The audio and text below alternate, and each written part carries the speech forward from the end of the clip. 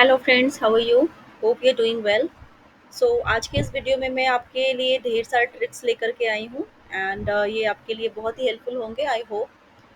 जैसा कि आप अपने स्क्रीन पर देखा, आप स्क्रीन पर देख रहे हैं कि किस तरह से मैंने ऑलरेडी यहाँ पर एक्सेल शीट्स बनाई हुई हैं छोटे छोटे, और जिसमें आपने देखा है कुछ आइटम्स हैं, कुछ मॉडल्स के नाम लिखे हैं। फॉर एग्जांपल पहली शीट देखेंगे आप, मोबाइल लैपटॉप की के नाम्स लिखे हैं, मॉडल लिखा है, क्वांटिटी लिखा है। तो हम जस्ट जानना चाहते हैं कि किस तरह से हम इनको एक ऑब्वियसली किसी शॉप में अगर आप वर्किंग है या फिर किसी कंपनी में है, एक छोटी सी अगर शॉप भी है जहाँ पर एक आउटलेट पे आप बैठे हुए हैं, सो सारे लैपटॉप्स सेल करते हैं, जहाँ पर मोबाइल्स सेल करते हैं, राइट। तो सबका हिसाब रखना मैनुअली ये थोड़ा डिफिकल्ट होगा एंड इसीलिए मैं ये वीडियो लेकर के आई हूँ कि अगर आप इस तरह से आपके पास ऑब्वियसली आप एक आउटलेट को ओन करते हैं, राइट। सो आपके लिए डेटा को मेंटेन करना कितना इजी होगा, इस वीडियो को देखने के बाद आप इस वीडियो को देखने के बाद समझ पाएंगे, राइट। सो जैसा कि मैंने यहाँ पे ऑलरेडी मेंशन किया है नेम्स, ठीक है, मॉडल्स यहाँ पर मेंशन किए हुए हैं, उनकी क्वांटिटी मेंशन की हुई है, ठीक है। तो सबसे पहले जानेंगे किस तरह से मैंने इसका कैलकुलेशन किया है, राइट। कि पर्टिकुलर अगर आपको किसी सपोज फॉर एग्जांपल आपको देखना है कि ओप्पो का कितनी क्वांटिटी मेरे पास है, ठीक है, तो आपको यहाँ पर इजीली पता चल जाएगा, राइट। सो आप देखेंगे यहाँ पर मैंने ऑलरेडी फॉर्मूला लगाया हुआ है। तो पहले इस फॉर्मूले को मैं हटाऊंगी, राइट। सो हम स्टार्ट करते हैं। सो ये फंक्शन जो है, स्टार्ट करेंगे डी सम से, ठीक है। तो डी सम एक फॉर्मूला है, डी सम से स्टार्ट होता है, right. So here I will type the sum, और इसके बाद हम ब्रैकेट लगाएंगे, पूरी क्वांटिटी को कॉपी करेंगे, हम पूरी सीट को कॉपी कर लेंगे, कॉमा लगाएंगे, इसके बाद क्वांटिटी को के स्पेसिफिक क्वांटिटी को हम लेंगे, कॉमा लगाएंगे, राइट। अगेन आपने देखा, फिर हम लेंगे मोबाइल लैपटॉप मॉडल, ठीक है। हम A13 से B14 तक की वैल्यू लेंगे, कॉमा को क्लोज करेंगे, आई मीन क्लोज करेंगे ब्रैकेट को एंड एंटर प्रेस करेंगे। आपने देखा कि आपके पास टोटल कितनी क्वांटिटी है। आपके पास सैमसंग गैलेक्सी कितनी क्वांटिटी में है, 25 है। रियलमी आपके पास कितनी क्वांटिटी में है, 62। तो आपको ओवरऑल आपको पता चलेगा कि मेरे शॉप पे या फिर पर्टिकुलर आउटलेट में टोटल 370 पर्टिकुलर क्वांटिटी में मोबाइल्स या फिर लैपटॉप इंक्लूडिंग आइटम्स हैं, गैजेट्स हैं, राइट। सो अभी आपको पर्टिकुलरली अगर निकालना होगा कि आपके पास रियलमी का कितना है, तो आप यहाँ पे रियलमी टाइप करेंगे,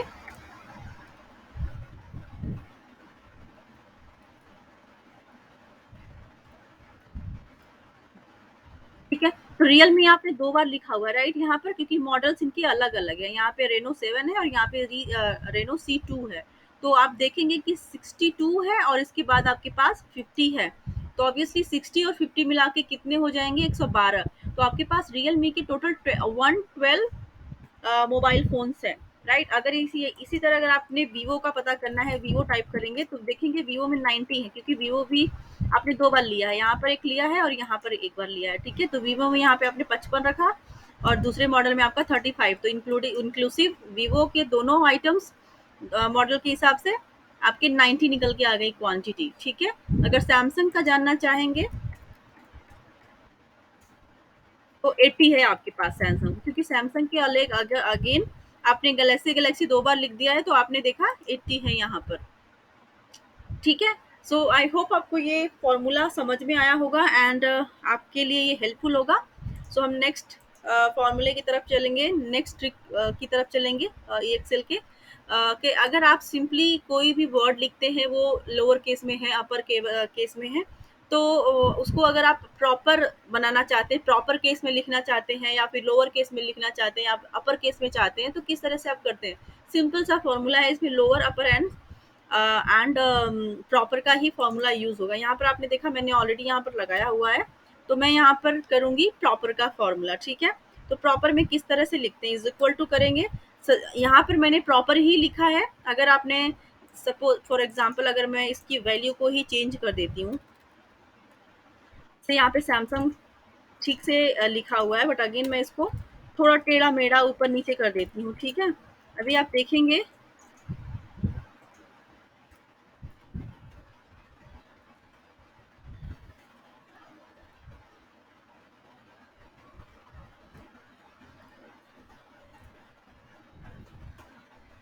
ठीक है, अभी आप देखेंगे सैमसंग को हमने इस तरह से लिखा है। अब यहाँ पे अगर हमें प्रॉपर लिखना है, ठीक है, सैमसंग को, तो हमने यहाँ पे इसको इज इक्वल टू किया, यहाँ पे प्रॉपर लिखा, ब्रैकेट स्टार्ट ब्रैकेट लगाया, यहाँ पे ये वैल्यू लिया, ठीक है, सैमसंग की जिस रो में है वो लिया एंड एंटर किया।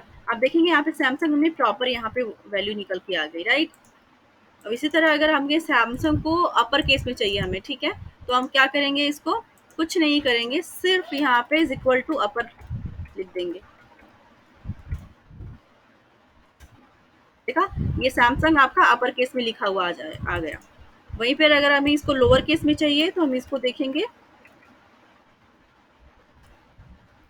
लोअर केस में वैल्यू निकल के आ गई। देखा आपने।